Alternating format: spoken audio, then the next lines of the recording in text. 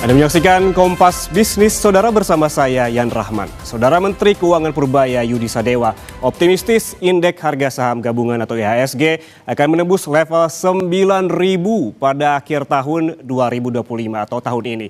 Bukan hanya itu, ia juga memprediksi dalam 10 tahun ke depan IHSG bisa mencapai 32.000. Purbaya mengungkapkan proyeksi ini adalah hasil pengamatan tren pasar modal dan siklus bisnis selama beberapa dekade terakhir. Mantan Ketua LPS ini juga menambahkan proyeksinya mengacu pada tren historis yang memperlihatkan bahwa IHSG dapat tumbuh 4 hingga 5 kali lipat dalam satu siklus bisnis. Meski demikian, Purbaya juga tidak menafikan adanya saham gorengan yang dapat mengganggu kinerja indeks dalam jangka panjang karena kenaikan artifisial. Namun Menteri Keuangan optimistis karena banyaknya saham fundamental bagus dengan kapitalisasi pasar yang besar.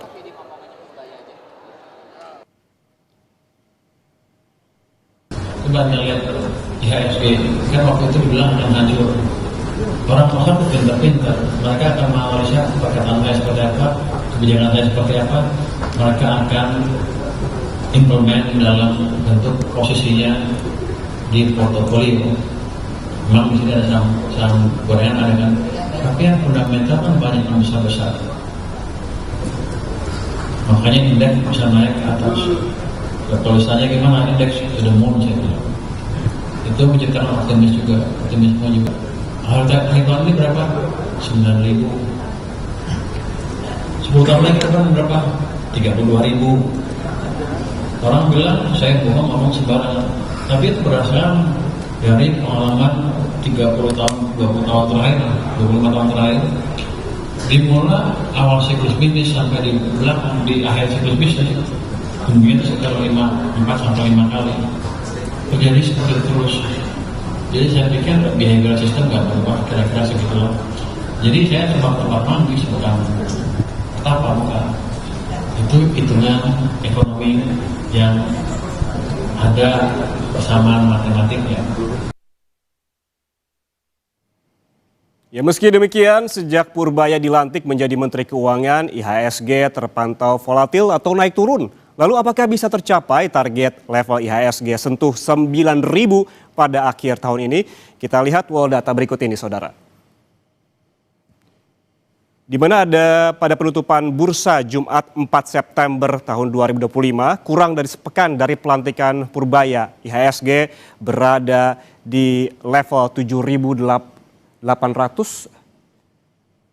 dan 7.766 maksud saya di 8 September yang sebelah kiri Anda. Di mana pada hari pelantikan di 8 September pasar saham justru merespons negatif turun ke level 7.766 dan juga tepat setelah 1 bulan pelantikan Purbaya kondisi berbalik di mana IHSG rebound di level 8.166 di 8 Oktober tahun ini atau naik 5,1%. Bahkan saudara ini menyentuh level tertinggi sepanjang masa yaitu 8.257 pada 10 Oktober. Dan kemudian penopangnya adalah saham-saham konglomerat, utamanya milik Prayogo Pangestu. IHSG kembali menyentuh rekor tertinggi pada 23 Oktober di level 8.274. Kemudian pada penutupan bursa Jumat pekan lalu, IHSG turun tipis ke level 8.163. Lalu sebetulnya saudara ini seberapa besar pengaruh emiten-emiten milik Prayogo Pangestu terhadap naik turunnya IHSG selama sebulan terakhir? Kita lihat data selanjutnya. Nah ini dia. Di sini saudara, berdasarkan data Bursa Efek Indonesia untuk perdagangan 6 hingga 10 Oktober 2025, PT Petrindo Jaya Kreasi yang bergerak di sektor pertambangan mineral dan juga energi dengan kode saham cuan jadi penggerak terbesar IHSG sebesar 34,6 poin dengan kenaikan 51,88%. Ini disusul dengan Barito Pasifik dan juga Chandra Daya Investasi alias BRPT dan CDIA yang masing-masing berkontribusi 25,6 dan 17,1 indeks poin. Sementara itu saudara, Barito Renewable Energy atau BREN menyumbang 12,3 poin dengan kapitalisasi saham publik sebesar 173,16 triliun rupiah bukan hanya pengerek IHSG, saham-saham milik Prayogo Pangestu juga jadi biang keladi, di mana IHSG sempat ambruk pada akhir Oktober lalu. Lebih jelas kita lihat data berikutnya. Nah, di sini terlihat saudara ada fenomena tak biasa yang terjadi pada 27 Oktober di mana IHSG ambruk lebih dari 3% hanya dalam hitungan menit. Saham-saham milik Prayogo Pangestu masuk dalam 10 emiten yang paling membebani kinerja IHSG. Tak tanggung-tanggung, total kehilangan kapitalisasi emiten-emiten Prayogo ditaksir mencapai 126 triliun rupiah. Kehilangan paling jumbo adalah emiten brand, ini sebesar 69,44 triliun rupiah. Kemudian ada BRPT dan juga Cuan yang masing-masing 30 dan juga 20 triliun. Dan selanjutnya ada juga PTRO, CDIA dan TPIA dengan masing-masing hilang di bawah 3 triliun rupiah. Meski demikian, saham-saham milik Prayogo Pangestu perlahan bangkit, namun apakah masih menguasai kapitalisasi pasar terbesar? Kita lihat data selanjutnya. Ya, jawabannya adalah masih. Data dari Bursa Efek Indonesia, market cap terbesar masih diduduki oleh brand sebesar 1046,88 triliun rupiah. Kemudian disusul oleh BCA sebesar 1009,9 triliun, ada juga DCI ini 826,5 triliun rupiah dan juga masih ada emiten milik Prayogo Pangestu yaitu TPIA sebesar 802,39 triliun rupiah dan ada BIAN 802,39 triliun rupiah. Saudara, optimisme Menteri Keuangan di mana IHSG sentuh 9.000 akhir tahun ini sedikit banyak juga dipengaruhi aksi beli asing yang perlahan mulai masuk pada sesi perdagangan Jumat pekan lalu. Ada 1,13 triliun yang masuk. Kemudian seminggu terakhir ada 5,5 triliun rupiah yang masuk dan 1 bulan terakhir ada 14 triliun rupiah yang masuk ke pasar saham Indonesia.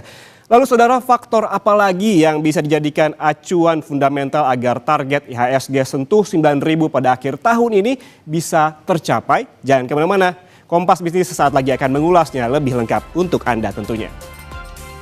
Saudara, target Menteri Keuangan Purbayayudi Sadewa IHSG to the moon, yaitu 9.000 pada akhir tahun 2025.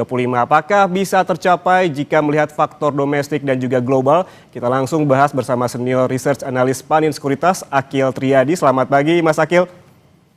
Ya, halo, selamat pagi Mas Ian. Mas Akil, bagaimana nih? Ada optimisme yang sama, to the moon 9.000 di akhir tahun ini IHSG? Ya, kami dari Panin Sekuritas melihat target 9.000 ini ya mungkin saja ya akan bisa tercapai oleh IHSG kita ya. Namun kalau kami melihat bahwa target dari Panin Sekuritas itu di level 8.500 di tahun 2025 ini. Kenapa? Karena memang saat ini kita lihat daripada kebijakan dari domestik itu juga cukup positif. Dari Pak Purbaya kan udah kasih insentif ya ke perbankan untuk disalurkan ya kepada market ekonomi. Nah, ini yang bisa mendorong dari daya beli dan juga perbaikan pertumbuhan GDP kita. Nah, terus kalau kita ngelihat ke globalnya ini juga lumayan positif karena kalau kita lihat ini juga mendorong optimisme dari para investor. Pertama, kita coba lihat dari suku bunga The Fed. Kemarin kan kita tahu bahwa The Fed udah memangkas suku bunganya 25 basis point sesuai ekspektasi kita. Namun kan kekhawatiran nanti Desember gitu ya. Apakah di Desember ini The Fed memang tidak mau ya memangkas suku bunganya? Tapi kalau ini dipangkas lagi di bulan Desember gitu ya, kami melihatnya mungkin potensi dari target kami untuk IHSG 8.500 ini akan tercapai bahkan akan melampaui gitu ya. Karena sekarang concernnya tidak hanya dari suku bunga The Fed, tapi juga terkait tensi dagang antara Amerika Serikat dan juga China ya. Nah, ini kan sudah mulai mereda gitu ya Mas ya. Karena kalau sudah ada kepastian, sudah ada perkembangan dari ekonomi yang kembali berjalan gitu ya, dari siklusnya, dari global juga jalan, terus dari domestiknya juga jalan, ini tidak menutup kemungkinan untuk IHSG kembali rally gitu ya. Karena apalagi kalau kita bahas juga secara beberapa waktu lalu, saham-saham fundamental yang memang sudah teruji kayak big caps-nya banks gitu ya, BCA, BMRI, Telkom, dan lain-lain itu sempat terkoreksi karena dari para investor sendiri fokusnya kepada saham-saham konglomerasi. Nah, sekarang sih sudah mulai berbalik gitu ya, mereka melihat oh saham-saham fundamental nih udah mulai murah gitu ya dengan Hmm. valuasi sekarang gitu. Jadi kita lihat juga ada inflow asing ke saham-saham yang punya market cap yang cukup besar dan punya fundamental yang sudah teruji gitu ya dalam bahkan beberapa tahun terakhir gitu. Oke, kita lihat secara domestik tadi disebutkan oleh Mas Akil terkait dengan insentif yang diberikan oleh Pak Purbaya. Kemudian sebetulnya apalagi sih ekosistem yang bisa mendukung target ini bisa tercapai terutama di bursa saham? Iya, tadi kita sudah sebutkan ya selain di domestik, lalu juga ada tadi di globalnya dari The Fed, terus juga dari sisi perang dagang antara Amerika Serikat dan juga China ini sudah mulai mereda itu yang akan mendorong dari IHSG kita. Apalagi kalau kita lihat di tahun 2026 kan ini juga masih ada potensi untuk dari The Fed bahkan juga Bank Indonesia untuk kembali memangkas suku bunganya mereka. Nah, biasanya kalau suku bunga itu dipangkas, ini tone-nya akan cukup positif banget, Mas, untuk kepada apa ya investor melihat oh ini akan ada perkembangan dari perusahaan-perusahaan untuk bisa melakukan ekspansi karena biaya dananya murah untuk mereka ngajuin kredit juga akan lebih ekspansif nantinya kalau suku bunganya rendah gitu ya. Nah, kita ngelihatnya ketika dari optimisme itu hadir dari para pemangku kebijakan, ini akan mendorong pergerakan IHSG kita ya at least dalam sampai nanti Desember itu akan lebih positif dibandingkan pada beberapa tahun belakangan yang kita lihat gerakannya agak cukup flat dan bahkan Oke, kalau kita bicarakan IHSG kita sudah mulai all time high ya gitu ya, beberapa kali all time high dan apalagi kalau kita bicara Desember gitu ya, harapan dari para hmm, investor biasanya adalah window dressing. Nah, harapannya adalah ketika di akhir-akhir tahun itu adanya perbaikan kinerja keuangan di kuartal keempat biasanya dari emiten. Dan kalau kita lihat juga dari Pak Purbaya kan juga menegaskan gitu ya kepada para eh, apa namanya pemimpin daerah untuk mengeluarkan budgeting mereka untuk hmm, mengeluarkan supaya perputaran ekonominya jalan gitu ya. Nah, ini kan sebenarnya juga menjadi positif untuk daya belinya kita akan kembali bergeliat gitu ya. Kalau kita lihat dengan adanya hal-hal seperti itu, kebijakan yang lebih tegas, ini investor pasti akan suka. Namun hmm. terkait dengan kebijakan dari Pak Purbaya ya terkait untuk memberikan insentif kepada perbankan 200 triliun itu terus juga yang kita khawatirkan adalah dalam beberapa tahun ke depan ini terkait dengan NPL gitu ya ataupun juga kredit macet ketika kita sudah gelontorkan dana untuk memudahkan mengajukan kredit ataupun juga dananya sudah diberikan ke likuiditas pasar khawatirnya adalah terkait dengan NPL gimana nih nanti kalau Hmm. gencar-gencaran gitu ya melakukan ekspansi ke perbankan. Namun Oke. kalau kita lihat secara jangka pendek dan menengah harusnya sih masih positif, Mas. Oke, kalau kita melihat tadi di sektor perbankan begitu, terutama Himbara sudah ada uang yang digelontorkan 200 triliun kepada bank-bank Himbara begitu. Kemudian di sini juga kinerjanya seperti apa yang Anda lihat dan juga Danantara digenjot untuk memaksimalkan hal ini yang hingga saat ini bahkan belum terlihat begitu. Ya, kalau kita melihatnya dari sisi Danantara lalu juga Kementerian Keuangan kasih ke perbankan gitu ya. Harapannya memang dari para investor ya, ini kita melihat dari sisi investornya dulu. Investor ngelihat ketika ada Danantara masuk ke bank-bank Himbara ini, terus juga ada gelontoran dana dari Menteri Keuangan, ini harusnya akan lebih positif karena investor ngelihatnya ketika ada Danantara adalah dividen. Nah, harapannya dividen yang akan diberikan oleh bank-bank Himbara ini akan lebih besar dibandingkan pada tahun-tahun sebelumnya sebelum ada Danantara masuk dalam bank-bank BUMN ini. Nah, kita ngelihatnya itu yang menjadi katalis positifnya karena mereka akan Hmm, mengincar dari dividen dari para investor. Terus kedua harapannya dengan adanya Pak Purba yang ngasih insentif seperti ini untuk pengajuan ataupun juga pertumbuhan kredit ini akan lebih positif dibandingkan dari ekspektasi pasar gitu ya. Kalau kita lihat ekspektasinya kan karena adanya perlambatan daya beli, perlambatan ekonomi, ekspektasinya adalah untuk pertumbuhan kredit itu hanya di sekitar 5-7% gitu ya. Nah, kalau ini agak cukup agresif gitu, sampai dengan kuartal 4 kan bahkan Pak Kurbay sudah mewanti-wanti ya, pokoknya sampai kuartal keempat ataupun akhir tahun ini harus disalurkan seluruh dananya, baik itu yang dia tegaskan kepada bank-bank himbara ataupun kepada kepala-kepala daerah. Nah, ini yang kita lihat bahwa itu akan menjadi investor akan positif melihatnya dan dia akan optimis ya melihat oke. pertumbuhan ekonomi. GDP kan dari mereka juga bilang akan lebih di atas 5% gitu ya dan kita ngelihat itu juga possible banget ketika dari para pemangku kebijakan cukup positif untuk ke marketnya gitu ya. Bahkan Bank Indonesia pun juga sejalan gitu ya. Mereka sudah pangkas suku bunga beberapa kali di tahun ini. Harusnya ini akan lebih positif dalam jangka pendek dan jangka menengah kami melihat. Cuman Oke. yang perlu dipertanyakan adalah jangka panjangnya seperti apa nanti, apakah akan takutnya NPL perbankan meningkat ataupun juga terjadi inflasi, itu juga yang menjadi khawatiran pasar sebenarnya. Oke, yang juga menjadi angin segar di pasar modal akhir-akhir ini, Mas Akil, ini ada aksi beli asing yang perlahan masuk meskipun tidak menutup yang keluar sebelumnya begitu. Dan yang masuk itu adalah didominasi oleh emiten-emiten blue chip. Apakah Anda melihat prediksi ke depannya justru angin berbalik arah dari emiten konglomerat kembali ke emiten-emiten blue chip?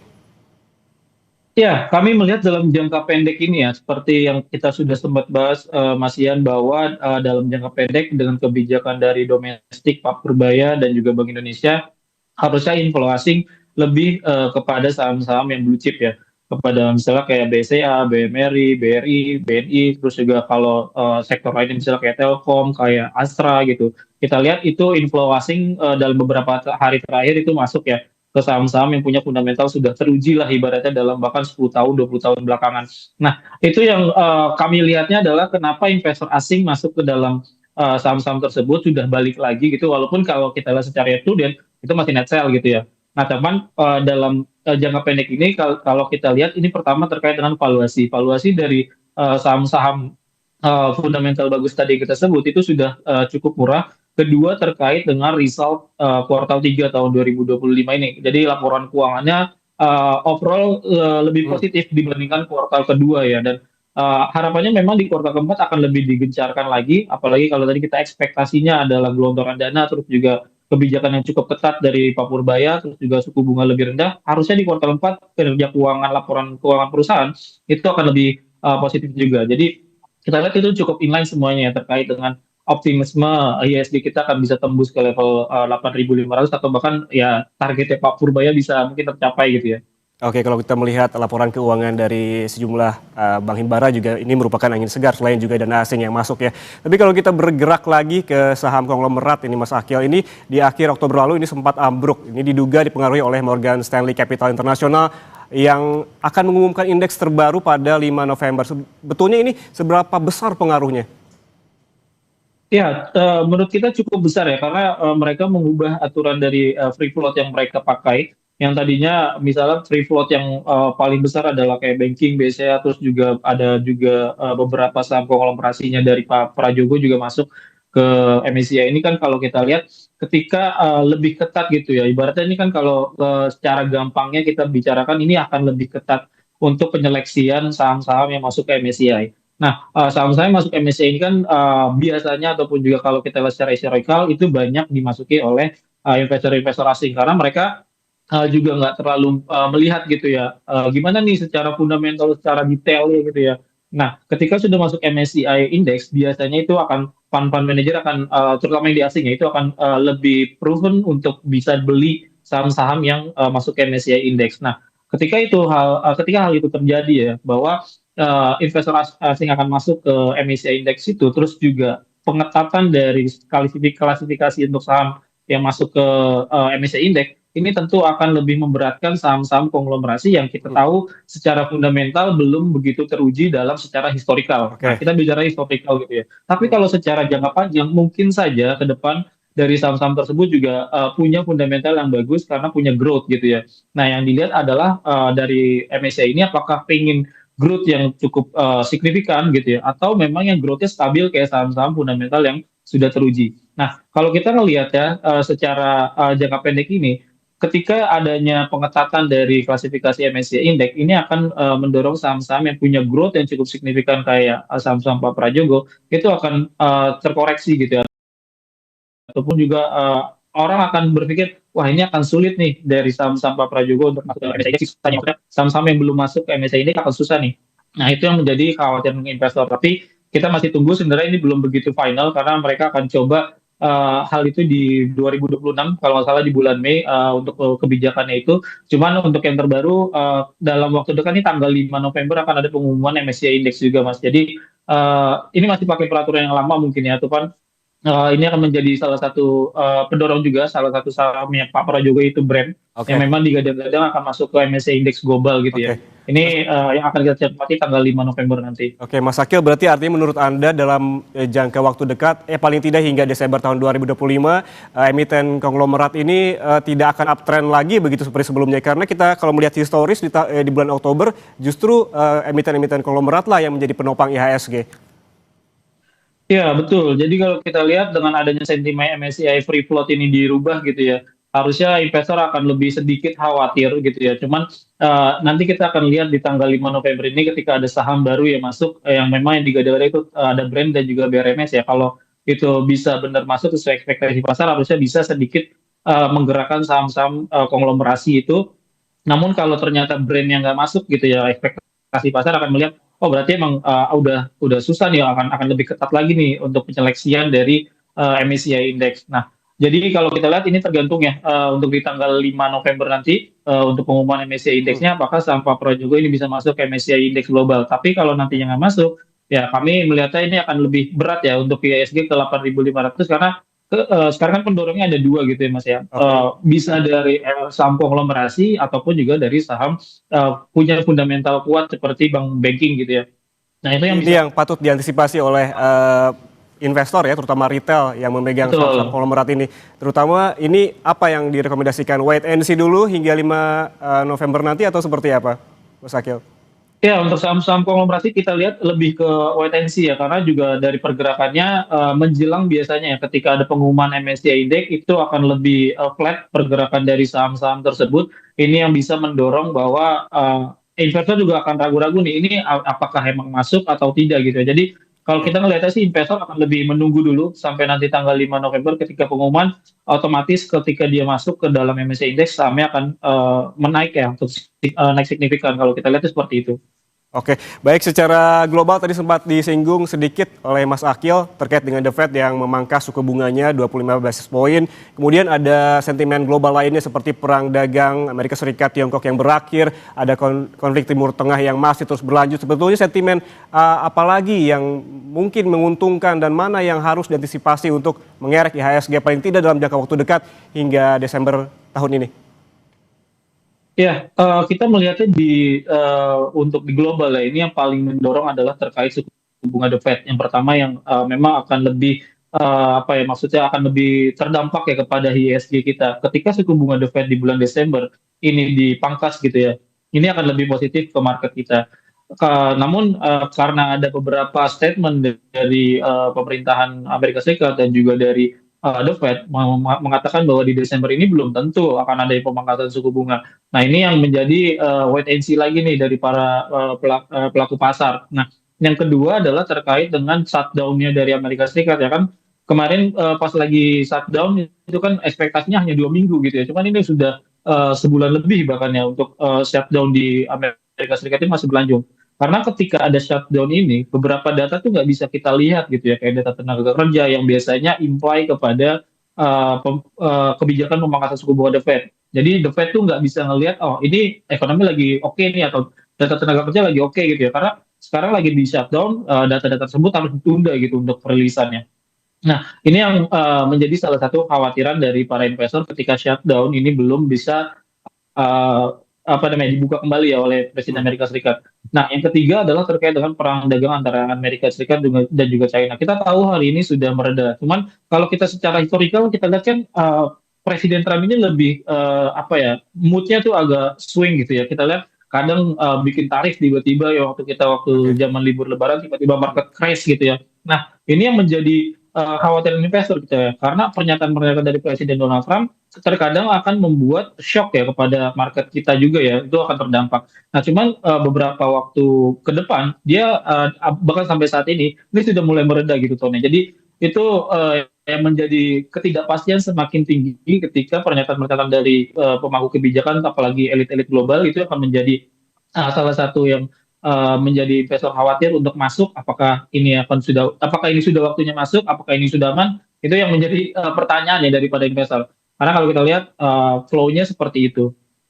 Oke, kalau kita mengandai-andai ya, jika memang sesuai target 9.000 di akhir tahun itu harapan yang memang menyenangkan bagi para investor. Bagaimana kebalikannya jika memang tidak sesuai target 9.000 di akhir tahun ini, apa kemudian yang akan terjadi? Bagaimana pengaruhnya terhadap pasar saham Indonesia dan juga bagaimana trust ataupun kepercayaan para pemegang saham di Bursa Efek Indonesia? Ya, biasanya ketika dari Menteri Keuangan ataupun juga dari ekonom gitu ya menyatakan untuk target ISG ataupun juga target GDP atau target inflasi gitu ya, ketika sudah tidak tercapai target, biasanya market akan pesimistis dulu gitu ya. Kan biasanya bicaranya mana nih kok nggak sampai ke 9.000 gitu ya. Nah, nanti akan ada reason-reason yang akan dijelaskan oleh yang membuat target tersebut. Misalnya mungkin ketika adanya penyaluran kreditnya tidak seperti yang diekspektasikan atau untuk daripada penggelontoran dana ke kepala-kepala daerah ini yang harus digerakkan gitu ya. Ini tidak sesuai dengan ekspektasi. Jadi banyak reason-reason yang bisa diberikan kepada para investor supaya agar tetap tenang. Nah, itu yang akan dilakukan oleh apa namanya pemberi target ya ataupun juga pemberi ekspektasi. Nah, ini yang kami lihat seharusnya daripada Menteri Keuangan juga akan lebih memaintain ya apa yang akan disampaikan oleh kepada pelaku pasar karena itu juga akan menenangkan dari pelaku pasar. Jadi kalau pelaku pasar juga tenang, terus juga ada optimisme, harusnya itu juga akan mendorong mereka untuk bisa masuk ya ke saham-saham yang memang mereka pilih gitu ya. Apalagi kalau kita lihat dengan valuasi saham yang dari saham-saham fundamental saat ini sudah cukup murah, ini akan bisa mereka masuk ke chip in ke saham-saham tersebut. Nah, kalau nanti juga apa namanya tidak sampai ke level 9.000, kami melihat investor tidak akan seperti ibaratnya tidak mau masuk lagi gitu ya ke pasar saham Indonesia. Karena kalau kita lihat sebenarnya dengan pergerakan ISG saat ini masih cenderungnya bergerak naik ke atas terus ya, ataupun kalau bahasa teknikalnya uptrend gitu. Nah, ini kalau kita lihat adalah sebuah optimisme dari para investor dalam waktu bahkan 2-3 bulan terakhir ini untuk market yang koreksi secara signifikan kami melihat itu hal yang wajar karena dari marketnya juga cukup bullish untuk pada beberapa hari terakhir. Artinya memang ketika nanti tidak level 9.000 tercapai, hopefully di tahun 2026 itu possible banget untuk tercapai ketika ISG-nya sentuh ke level 8.500 seperti itu. Oke, kalau Anda lihat di akhir tahun 2025 ini sektor mana saja yang punya potensi besar untuk mengerek IHSG dan yang mana yang juga sektor mana yang juga bertahan? Ya, kami lihat pertama yang menarik adalah terkait saham perbankan ya. Jadi untuk di perbankan ini kan banyak beberapa bulan terakhir itu ditinggalkan oleh para investor karena fokusnya ke saham konglomerasi. Jadi perbankan cukup menarik untuk diperhatikan sampai nanti akhir tahun. Terus yang kedua adalah sektor consumer. Nah, consumer ini juga menarik nih Mas, karena dalam beberapa tahun terakhir ini juga tinggalkan gitu ya, karena berpikirnya adalah labanya mereka terus tergerus karena adanya kenaikan raw material, terus juga dari sisi demand-nya juga kurang bagus karena adanya daya beli yang turun. Ini yang menjadi penopang kenapa saham-saham consumer itu ditinggalkan. Nah, kami ngelihat di sini di kuartal ketiga ini laporan keuangannya saham-saham consumer ini cenderung positif gitu ya. Kayak misalnya kita bicara tentang Unilever, terus juga apalagi saham-saham rokok gitu ya, kayak Gudang Garam, MSW itu naik cukup signifikan dalam beberapa hari terakhir karena dari sisi kebijakan Menteri Keuangan kan dari apa namanya pandangan dari para investor ketika dari Menteri Keuangannya sudah berganti, ini akan lebih positif katanya gitu ya ketika bukan Ibu Sri Mulyani, emiten rokok ini akan lebih bergeliat. Nah, itulah yang diekspektasikan pasar. Terus itu akan ternyata terimply gitu ya di kuartal ketiga pendapatan dari Gudang Garam dan juga HMSP ini naik cukup signifikan, bahkan secara harapan cukai rokok di tahun 2026 ini tidak akan dinaikkan, itu juga akan menaikkan dari laba bersih mereka. Nah, itu yang akan jadi cukup menarik tuh saham-saham konsumer yang tadinya ditinggalkan. Nah, terus untuk saham konglomerasi gimana? Saham konglomerasi kalau kita lihat ini masih wait and see ya terkait dengan keputusan dari MSCI Index terkait apa free float-nya mereka dan juga nanti di tanggal 5 November. Jadi kita sih harapannya di tahun ini ketika sampai ke 8.500-an itu dua faktor ya. Bisa dari saham-saham fundamental yang kuat itu kembali dilirik investor dan ditambah dengan dorongan dari saham konglomerasi itu bisa mendorong dari ISG mencapai level target kami. Oke, terakhir Mas Akil, kalau kita lihat selama 1 bulan lebih sejak pelantikan dari Pak Purbaya, Anda melihat ataupun menganalisa seperti apa IHSG? Kita tahu volatilitasnya cukup tinggi, sempat ambruk, juga sempat all time high begitu hingga hari ini. Seperti apa pandangan dan juga analisis Anda? Iya, kalau kita lihat kenapa IHSG pas lagi Pak Purbaya dilantik gitu ya, karena ada investor yang berpandangan bahwa ini akan tidak stabil gitu ya, karena dari Menteri Keuangan yang kita tahu dalam beberapa periode presiden berganti masih terus Bu Sri Mulyani gitu ya, tiba-tiba diganti itu akan itu terjadi shock ya pada pergantian kabinet ataupun juga pergantian Menteri Keuangan kemarin. Nah, cuman hebatnya adalah dengan adanya pergantian itu, Pak Purbaya ini memberikan statement-statement yang cukup optimis yang lebih pro kepada growth gitu ya, pertumbuhan yang signifikan, target 8% bahkan dia canangkan juga di beberapa tahun mendatang, dan target tahun ini pun juga cukup optimis ya menurut kita, ada di level di atas level 5% itu lumayan optimis dari Pak Purbaya. Jadi kita lihat dengan optimisme itu tinggal kita melihat apakah real yang diekspektasikan oleh Menteri Keuangan kita yang baru. Kalau itu memang inline ya dengan apa yang diekspektasikan oleh Pak Purbaya, harusnya market juga akan senang gitu. GDP-nya oke, inflasi terjaga, rupiah kita juga terjaga, harusnya dari sisi market akan happy gitu. Nah, karena memang yang digembor-gemborkan oleh Menteri Pak Purbaya juga sebenarnya juga positif gitu ya, pro growth gitu. Orang juga suka dengan adanya growth yang misalnya double digit ataupun juga penguatan dari harga sahamnya juga signifikan gitu. Ini investor juga akan suka karena dibanding dia taruh dananya di yang lebih fixed income gitu, yang lebih mungkin levelnya 6% sampai 7% yieldnya, kenapa enggak saya taruh di saham gitu ya, karena posisi dari ekonominya juga akan potensi untuk bertumbuh lebih dari ekspektasi. Jadi kita melihatnya selama sebulan terakhir memang cukup volatile karena tadi ya, pertama terkait dengan pergantian Bu Sri Mulyani shock gitu ya, terus Pak Purbaya memperbaikinya dengan statement-statement yang lebih banyak pertumbuhan yang akan dicapai gitu ya. Oke, optimisme tetap ada dan juga target 9.000 IHSG di akhir tahun ini juga ya kurang lebih masih memungkinkan untuk dicapai dengan beragam faktor-faktor, tentunya sentimen-sentimen yang juga mendukung di dalam Bursa Efek Indonesia. Terima kasih atas waktunya bersama kami di Kompas Bisnis, analis Panin Sekuritas Akil Triadi. Sehat selalu. Terima kasih Mas Ian.